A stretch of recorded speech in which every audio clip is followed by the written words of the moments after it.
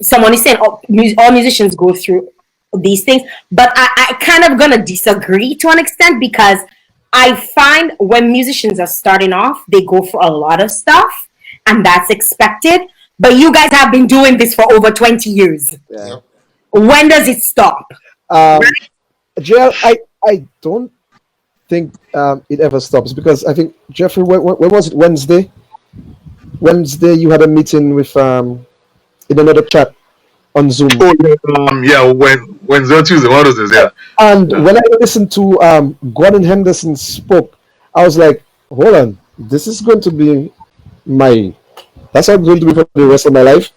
Yeah. Because Gordon Henderson said he's been playing music for over 60 years, So, I mean, it's like, I think a lot of persons like music, they love music. I mean, talking about persons from the outside, the persons that consume the music, they love it, they like it. But they don't really see it as a job for the musician. I think they see it to us as a hobby we're doing, is a skill. We love to do it, so we're just doing it. That's why most of the time when we actually put a price on something, you find people find like this should get it for free. I mean, everything we love in the world, most of the times we pay for it, Most of the services and the goods that we need, we pay for it. You like cheese, you go and buy cheese. There's no way you're getting cheese for free. So it's the same thing as for services. I mean, you want the service of the band to entertain you. You were done, you want to feel happy. We come to entertain you. When we're done, then you say, boy, things don't work out how we... That is why, to a certain extent, not to a certain extent, Geoffrey has a very, very hard job. And sometimes we're on the stage playing, and Geoffrey's the only one that may be like this. Because before every event, because the management team of the band comprises of Geoffrey, Benji, myself, and James. So we mostly know, the promoter. Yeah, the intricate details. We know the promoter, so we know who we're supposed to be. So we'll get there and we'll watch this spot, and we're like, so we're asking the promoter, what time are we going on there? 3 o'clock. I want you to go on, but I watching this spot still. Apart from Triple K, who that they're playing all you alone. So the jam start 10 o'clock. And he want Triple K to play at 4 o'clock in the morning. So Triple K come in there at 2:30, 3 o'clock. And everybody's cursing us. Oh, so long, waiting for it to start. I'm like, so the man start his jam at 10 o'clock. And we have to go until at 4 o'clock in the morning. Now, before it's 4 o'clock, some persons start going because they fed up. They check and Triple K and they're playing again. So Geoffrey have to go to the promoter and like, you still want us to play, man, because your spot getting empty. Because from the time Benji Foot go on that stage, from the time my road crew go on that stage to set up, someone has to pay me. So Geoffrey has to go through that back and forth with promoters sometimes and try to be understanding and all of that. And he maybe has the hardest job in the band, because he has to put on the manager cap, and he still has to put on the smiling face playing on stage cap. I don't know how we got it. What would you say our standards are in terms of how we see musicians in that? Geoffrey, answer that. Why? The thing is that, all right, we have the people the question is, how do you see our standards are in terms of how we view musicians in Dominica? We're not ready. We're not ready. Yeah. Pure and simple. No long story. We're not ready. We are as Roland Gordon said it, as the clowns in the courtyard. Mm-hmm. People will pick us for, hey, yeah, we want to have a good time. Let's get the boys and make us have some good time. They don't appreciate the level of work that has to go in it, the behind the scenes acts, and they don't. To them, it doesn't make a difference whether or not you have to not eat for the week in order to be able to entertain them for that particular night. For them, they want entertainment. They don't want to pay much for the entertainment, but that's it, And there are some people that check it like that. But thankfully, we have a wide cross section of the world that actually appreciates us for what we actually doing. So we really want to thank them and we love them and appreciate them for that. Jael, Okay, I'm gonna be before yes. you move on that topic, that point, one of the reasons too, because you kind of hear the whispers from some of the promoters at certain of these big shows when certain of the foreign artists come and they say that they want this and they want that, and you hear some of the promoters be like, "Oh, who Mr. Think he be that one, that and that," and that makes you think that you have no, they don't even know exactly what they're dealing with, because when you take Triple K from Dominica now and we are overseas, the exact same treatment that the artists are asking for in Dominica, That's what we demand. they just pour that on our chest when we're overseas. It's like, what do you want to drink? How much bottles all you want? All you want a room? All you want 10 rooms? All you want, how long all you want to be there for? Or how much vehicles all you want to go? All you want to do is separate vehicle to go to the event? All different, because I'm like, no, we could. Yo, when we reach in our hotel, we have to hide ourselves in our hotel because the promoter has come for us to go there and go there. Let's go for a treatment. And the same treatment that the foreign artists ask for when they come to Dominica, we get that everywhere else around the world. When we reach in Dominica, the place that's supposed to embrace us, you're like, let man go on stage. So I'm just wondering when you guys get in your diplomatic passports. Anyways, I'm gonna I finished. I'm gonna go to the questions and the comments that because a lot of people are on the comments and they're saying a lot of things, and I want to get some interaction. But before I get some interaction, before I ask all your questions, because all the Dominicans only like to blage plenty, but all doesn't share the line. So make sure all you hit the share button. And when I see you share, I will ask your question. So I'm going to continue. I'm gonna go up with the questions and go. Some of the comments that people have been making, a lot of folks have been interacting, and I want to big up all those of you who've been interacting and sharing some of your concerns, asking your questions. One of the questions goes for, and I want to highlight this man specifically because he is one of the big people that supports me a lot, and I know he supports a lot of local artists in Dominica. That's Edgar Hunter.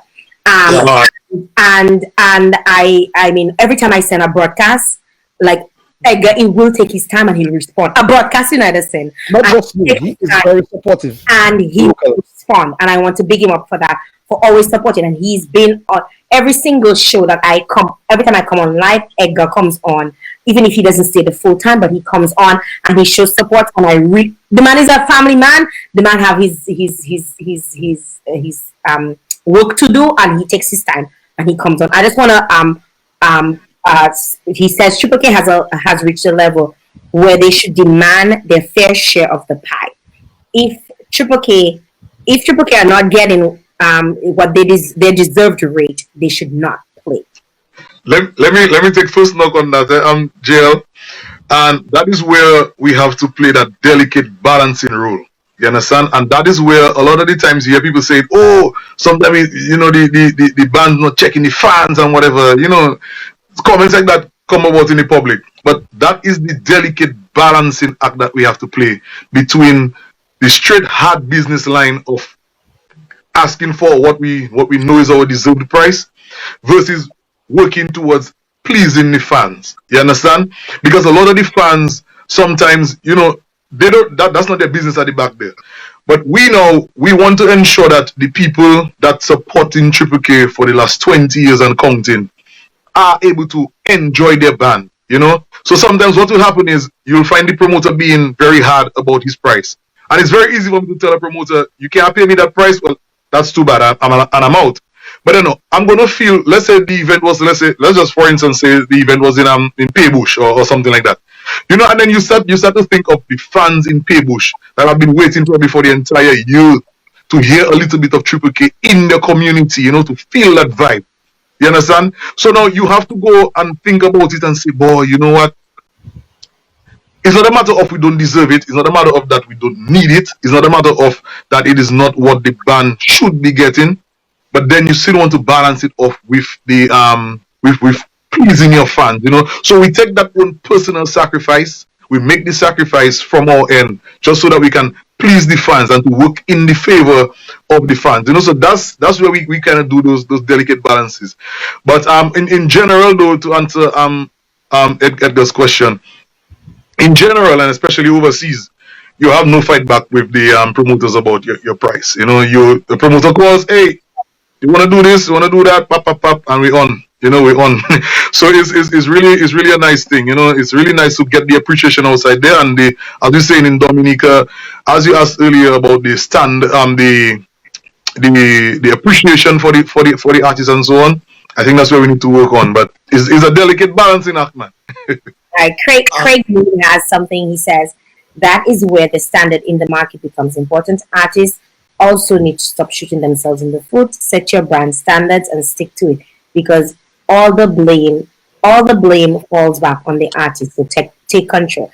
And I get what you're saying in the sense of it's very hard to actually take control, because again, you're vested in the fans as well as the fund, and you have to come with the balance and say, boy, probably we should really go and just play, because them people they have their feast, they waiting a whole year for their feast, and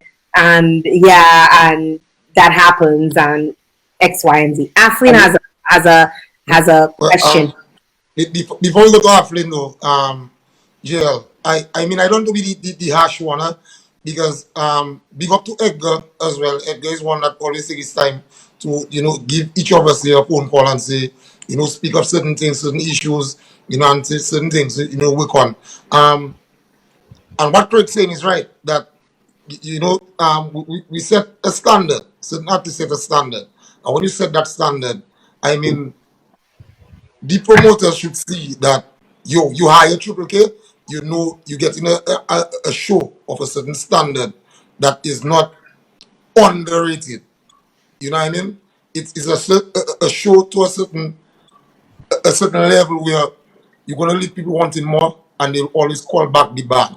Because I, for one, I'll be backstage and the band start off, and when the band start off, I'll be like, "You Triple K, that start already there," because the band is of a certain international level. When you hear the band, and Hunter was telling me to the other day that at Sunrise, when he heard the band, he was wondering, who's that foreign band they brought down for Sunrise, not knowing is his own Triple K. So when we set that standard, I mean, it's only fair to pay for that certain standard, which is of a high level standard, Aflin's question: why are you all managing yourselves? Let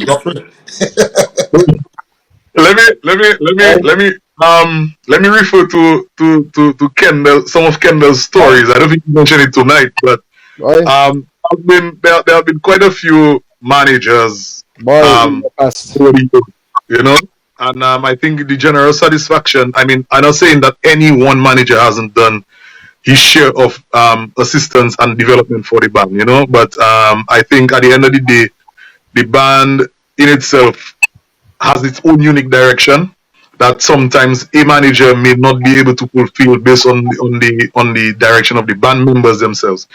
And over the past, the band has been managing itself from 2017.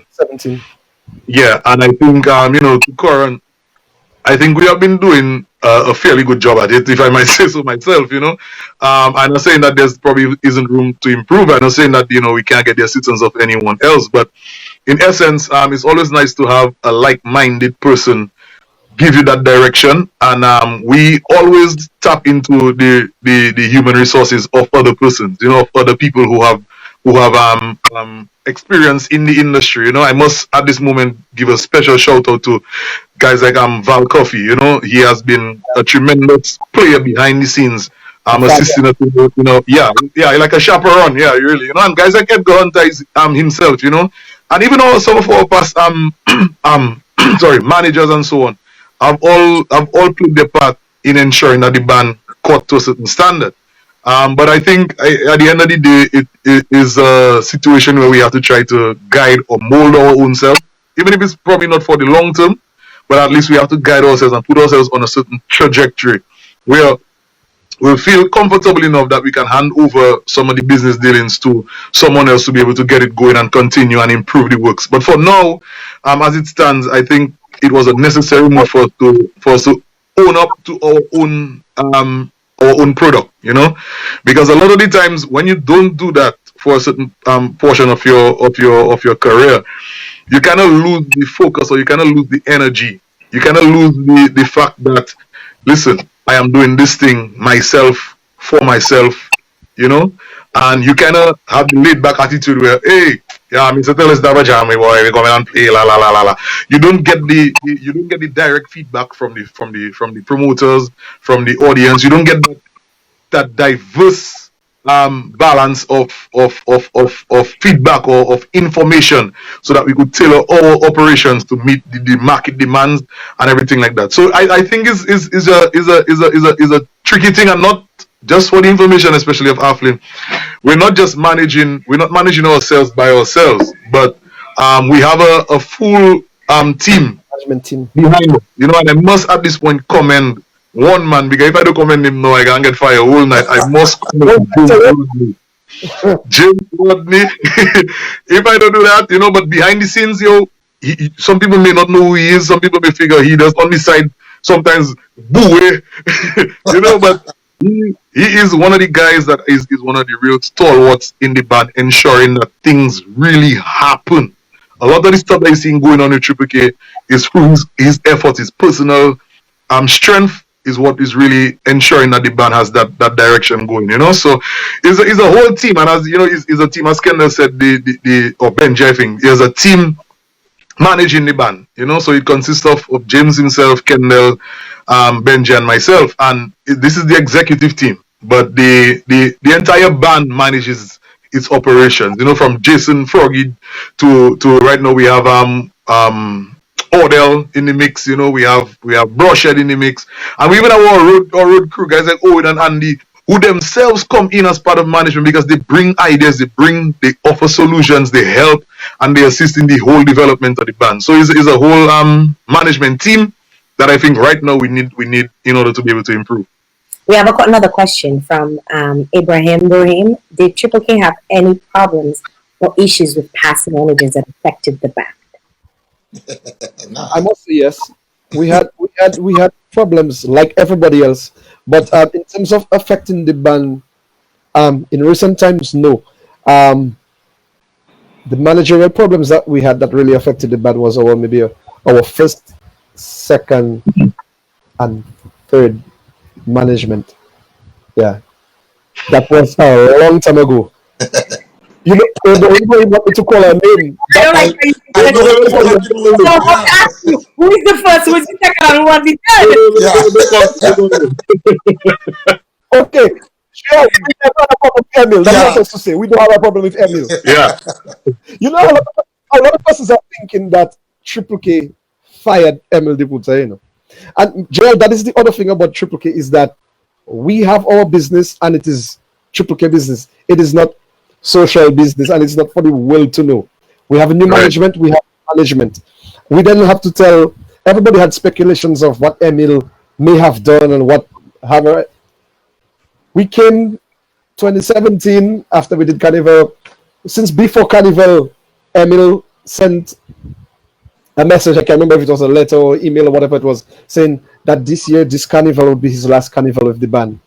Yes, we're sorry, we're meeting, blah, blah, blah. And that was it. And I Emil every day. Then you see Emil every day. It wasn't Triple K for Emil. And so people just like to have that. Tell us what Emil do. No. Emil, all that Emil go.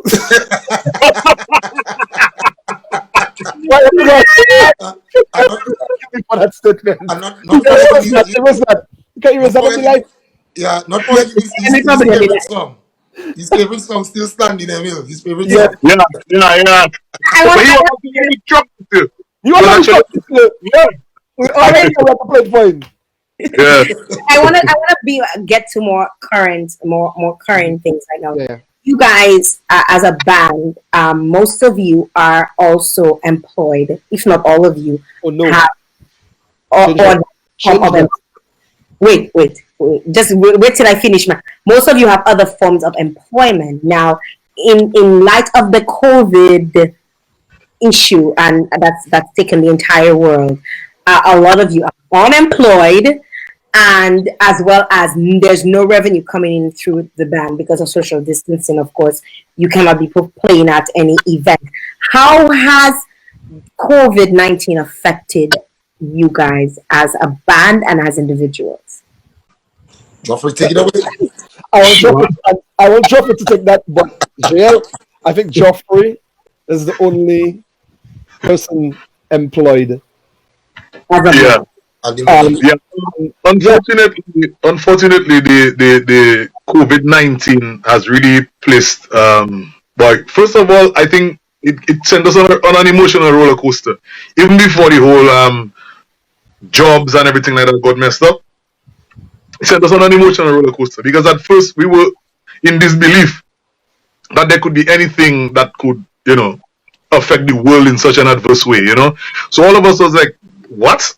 Checking, nah, man, I'm gonna stop that. We continued almost as normal, operating and stuff like that.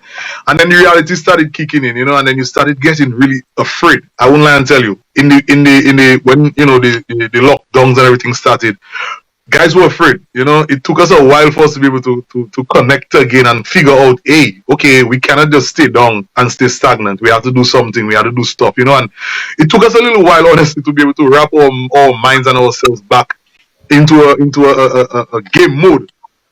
But it did affect, I would say, 95% of the band members in terms of their jobs. Even down to the roadies, they actually not working right now. Kendall is out. But everybody's basically at home except myself. Thank God for that. So I've been working for now. But outside of that, yeah, I'm essential. That's right. Call good morning. So, but it's really a difficult time emotionally for us, because your livelihoods are at stake. I think everyone except Froggy and myself, and Odell have children. They have families. I have a wife. The others have their girlfriends, and everyone is basically, they have a full life outside of just performing or just playing music, and they depend on income from their jobs, from Triple K and so on, to live. And then to see all of a sudden, not just one side gets pulled out, but everything gets pulled out under your feet. It's really a scary moment, being honest with you. And we had to kind of offer each other that level of support. So each one had to lean on the other to kind of get the support that we needed and to kind of rise above. And our 20, or 28. Paying everybody phone bill for them days. You paying everybody bills for them days. Me? No, well, we're digital ambassadors, so hey, because the network, and that's what we're streaming on right now. The biggest, best network. We're on digital. So these are some of the perks of it. But outside of that, it's been really tough. All our events for now, up until November have been cancelled.